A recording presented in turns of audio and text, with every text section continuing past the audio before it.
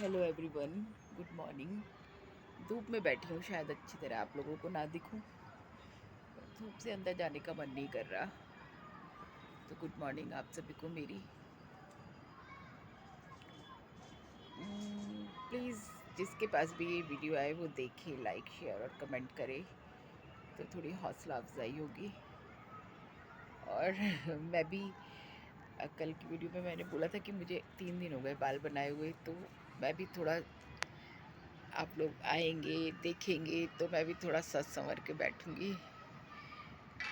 तो झूले पे हूँ अभी, पता नहीं आप लोगों को दिख रही हूँ या नहीं। जैसी भी दिख रही हूँ तो देखिए, लाइक शेयर कमेंट कीजिए, जो मैं भी टिप टॉप होकर के वीडियो बनाऊँ। खूब चाहती हूँ कि आप लोगों के सामने बहुत अच्छी तरह से आऊँ।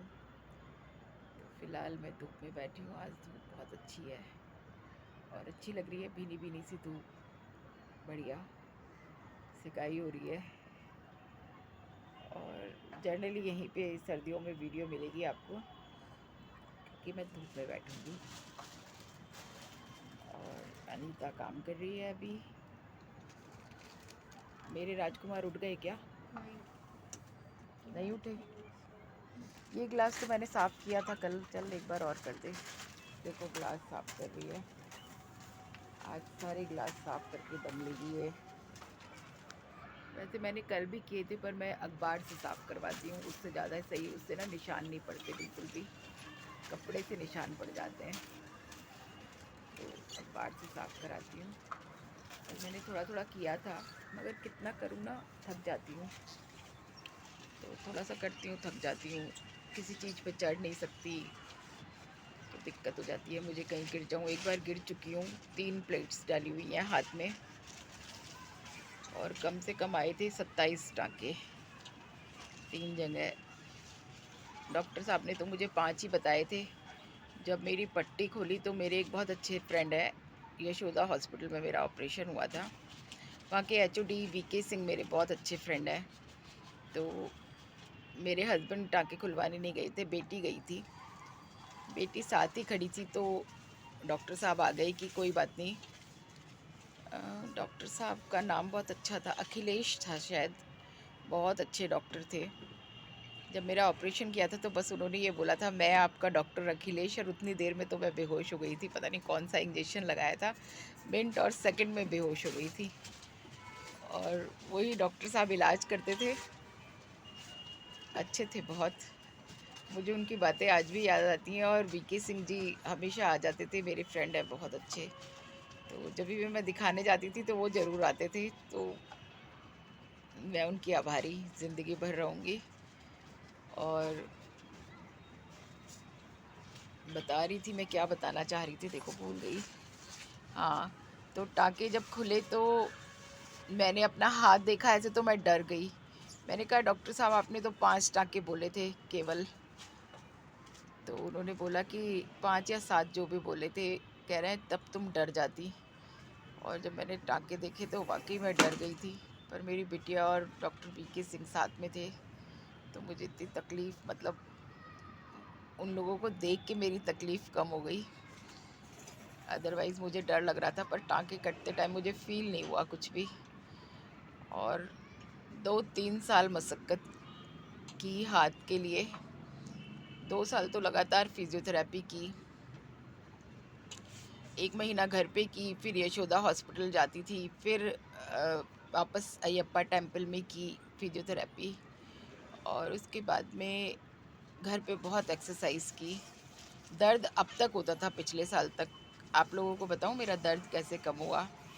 मैं हर महीने खाटू जाती थी, जाती हूँ इनफैक्ट। अभी थोड़ा 1 आधे महीने बीच में मिस हो जाता है, अदरवाइज़ हर महीने जाती। 13 महीने तो लगातार गई हूँ मैं, बिल्कुल मिस ही नहीं किया। उसके बाद में 1 आधा महीना मेरा मिस हो जाता है। तो बस में मैं बैठी हुई थी नीचे, और हम लोग बीच में गद्दा डाल लेते हैं बस में, तो मैं नीचे बैठी हुई थी, मेरे ऊपर 2 जने गिरे। और गिरने के बाद मुझे 2-3 मिनट ऐसा लगा कि मैं तो हूँ नहीं, बैठी नहीं थी, मैं लेटी हुई थी। और मेरे ऊपर 3 जने गिरे। मैं तो 2-3 मिनट के लिए मेरे आगे अंधेरा छा गया, मुझे नहीं पता क्या था क्या नहीं था, और मुझे लगा कि आज तो मेरा ये हाथ गया, क्योंकि मेरे दर्द बरकरार रहता था हमेशा, पूरा हाथ उठता ही नहीं था। मतलब अभी भी थोड़ा टेढ़ा उठता है बट उठ जाता है ऊपर। और जब मैं उठी तो मुझे लगा इसमें बहुत दर्द हो रहा है, मतलब साइकोलॉजी लगा या क्या लगा पता नहीं। मैंने वो शीतल जो ले जाती है उसने मुझे बाबा का जल पिलाया कि ये जल पी लो, सब ठीक हो जाएगा, कोई तकलीफ़ नहीं होगी। एक दर्द की गोली दी, मैं खा कर के सो गई। नेक्स्ट डे मैंने सोचा कि मेरे हाथ में दर्द होगा बहुत, मगर मेरा दर्द तो होने की बजाय ठीक हो गया। तो बाबा शाम ने मुझे ये फल दिया।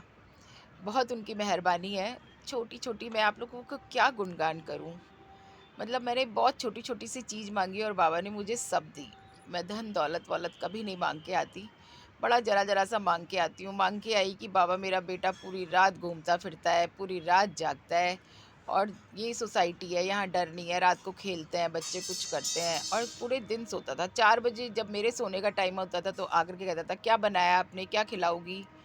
तो मुझे गुस्सा आता था बहुत कि मेरे सोने के टाइम पे खड़ा हो गया है। अब मैंने बाबा को एकादशी वाले दिन मैं गई थी, मैंने बाबा की चौखट पे सर रखा और कहा, "बाबा", अंदर कुछ नहीं माँगा मैंने। मैं जब बाहर निकली तो मैंने चौखट पे सर रखा, मैंने कहा, "बाबा मेरा बेटा रातों को घूमता फिरता है और दिन में सोता है, कुछ ऐसा कर दो कि मेरा बेटा दिन को मतलब रातों को सोए और दिन में जागे।" मैं कुछ नहीं बोल के आई थी, काम-धाम कुछ भी नहीं। इससे पहले मेरी और इसकी बहुत बहस होती थी, और हमारे सारे रिलेटिव्स जो कहते थे कि थोड़ा इसको नौकरी कराओ, अगर इसने पढ़ लिख लिया है तो। जब मैं इसको कहती थी नौकरी करो तो ये कहता था, नहीं मैं तो बिज़नेस ही करूँगा, मैं नहीं करूँगा नौकरी। हमने इसका बिज़नेस भी करवाया कि चलो, उससे पहले ही, इस चीज़ से पहले हमने बिज़नेस करवा दिया था। तो उसके बाद भी मैं चाहती थी कि ये बिज़नेस कम नौकरी दोनों करे। तो मैं कुछ नहीं माँग के आई थी, मैं सच बता रही हूँ, मैं ना नौकरी माँग के आई थी, ना कुछ माँग के आई थी। बस मैं ये कह कर के आई थी कि बाबा, मेरा बेटा रातों को सोए और दिन को जागे। और उसके 3 दिन बाद इसने आकर के बोला कि मम्मी मैंने एक इंटरव्यू क्रैक कर लिया और मैं नौकरी करूँगा। ये हो गई अभी 4 महीने पहले, कोई काशी या 5 महीने पहले पड़ी होगी तब की बात। तो ये जॉब पे लगा, इसने 2 महीने एक जगह जॉब की, फिर वहाँ से छोड़ दी। वो नाइट शिफ्ट थी, तो तभी भी वो जगना था, तो वहाँ 2 महीने इसने वो की जॉब, और उसके बाद में छोड़ के अब इसकी दिन की नौकरी लगी हुई है, वही 10 से 6 वाली। तो मैं खुश हूँ, बढ़िया। बाबा ने, हालाँकि अभी एक भी बार तनख्वाह नहीं मिली, बट हैप्पी। बच्चा मेरा काम पे लगा हुआ है, तनख्वाह भी मिल जाएगी, कोई ऐसी बात नहीं है। और थोड़ा कमा रहा है पर ठीक है, उसका टाइम पास हो रहा है, वो अपने खर्चे लायक निकाल लेगा, मैं उसमें भी खुश हूँ। और बिज़नेस साइड बाय साइड है ही। तो बस बाबा की अनंत मेहरबानियाँ। कभी फिर बताऊँगी, ज़्यादा तो आप लोग सुन नहीं पाएँगे, वीडियो लंबी होती जा रही है। मैंने हर बार, जितनी बार मैं गई, मैंने कई बार तो दूसरों के लिए माँगा। किसी ने मुझे कह दिया कि तेरी बाबा बहुत सुनते हैं, तू हमारे लिए माँगना, तो मैंने उनके लिए माँगा। और मैं बहुत छोटी-छोटी चीज़ें लेकर के गई थी, और बाबा ने मेरी सारी बात सुनी। मैंने कभी धन, दौलत, पैसा कुछ नहीं माँगा, सेहत माँगी, और बाबा से सिर्फ़ माँगा कि जो छोटी-छोटी बातें थी मेरे ज़हन में, मेरे मेरे दिल में रहा करती थी, मुझे मतलब समझ में नहीं आता था, दोराहे पे खड़ी हूँ, बाबा मैं क्या करूँ? बाबा मैं अपने बच्चे को कैसे समझाऊँ? बाबा मेरे को कैसे सब्र आए? तो उन सब चीज़ों का बाबा ने मुझे समाधान दिया, मुझे सब्र आया। और बेटी को एक बार लेकर के गई थी, तो हम दोनों को, माँ बेटी को, सेंट की शीशी मिली थी, है मेरे पास। मेरी बेटी दुबई गई तो मैंने उसको वो सेंट और एक रुद्राक्ष और गणेश जी दिए कि ये लेकर, सेंट तो उसी के पास थी, और रुद्राक्ष और छोटे से गणेश जी दिए कि ये तेरी रक्षा करेंगे। इनको अपने पास, शिव जी की भक्त है वो, तो शिव जी सदा सहाय, हम नहीं होंगे पर ये तेरे साथ होंगे। तो मैंने ऐसे बेटी को वो दे कर के भेजा था। जब वो गई तो मैंने उसके हाथ पे छोटे से वो होता है ना नारियल रखने का, जो उसमें रख के मैंने दिए थे। और जहाँ कहीं भी इंटरव्यू वगैरह देने गई तो वो सेंट लगा के गई। बाबा ने 1 हफ्ते में उसकी नौकरी लगा दी थी। मैं खुश हूँ, जैसे मेरी बाबा ने सारी बातें मानी ऐसे सबकी माने। और मैं सच में कई बार दूसरों की अरदास लगा के आई, वो भी उनकी पूरी हुई। बाबा सच्ची में कलयुग के अवतार हैं। और मैं कह रही हूँ, एक एक शायद वो दिन ज़रूर आएगा जब दुनिया मतलब इस भारतवर्ष का और विदेशों का भी हर इंसान जो भगवान में आस्था रखता होगा वो ज़रूर वहाँ जाएगा खाटू। और जाना भी चाहिए। घर बैठे बैठे बाबा कुछ नहीं देते, बाबा के लिए जाना पड़ता है। तो खाटू जाओ सब लोग, और बाबा के दर्शन करके आओ, और बाबा से छोटी बड़ी बड़ी छोटी जो चीज़ मांगोगे वही मिलेगी। धन दौलत ऐश्वर्य मत मांगना बाबा से कभी भी, जी भर के देखना। और आप जहाँ आपको लगता है कि मैं ये नहीं कर पा रही हूँ, वो नहीं कर पा रही हूँ, मुझे ये करना है, तो बाबा से पूछो, बाबा सब राय देते हैं। मुझे ऐसे मिनटों सेकंडों में, यहाँ मैं दर्शन करके आई, वहाँ मैसेज आ गया कि नहीं एकता ये वाला काम नहीं करना अभी, इसके लिए 2 साल ठहरो। मतलब मैं बोल के आई, मैंने कहा बाबा लिटरली अगर मतलब समझो कि आपने ये कर दिया और मेरा कुछ अनर्थ हुआ, तो सोचना तुम्हारा अनर्थ होगा, मेरा नहीं।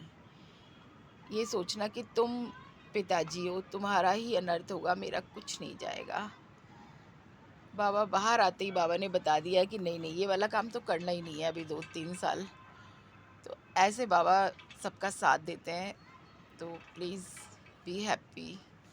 और ज़िंदगी में सब कुछ भगवान ही देते हैं। मैं तो अथक उनकी भक्त हूँ। चाहे मैं बहुत देर बैठ के पूजा नहीं करती, पर दिन भर उनका नाम रटती रहती हूँ। जब जब ध्यान आता है तो मैं राधे राधे राधे राधे राधे राधे राधे राधे हूँ। तो मैं कालका माँ की भक्त, पर वही कि मैं ये किस्सा भी कभी सुनाऊंगी। तो मैं कालका को राधा में देखती हूँ, जपती राधा हूँ, देखती हूँ उनको हूँ। तो बस आज की वीडियो इतनी। प्लीज़ देखा कीजिए, लाइक सब्सक्राइब किया कीजिए। मैं भी अपने बाल वाल बनाऊँ, फिर मुझे आज 4 दिन हो गए, ये चौथा दिन है मैंने अपने बालों में कंघी नहीं की।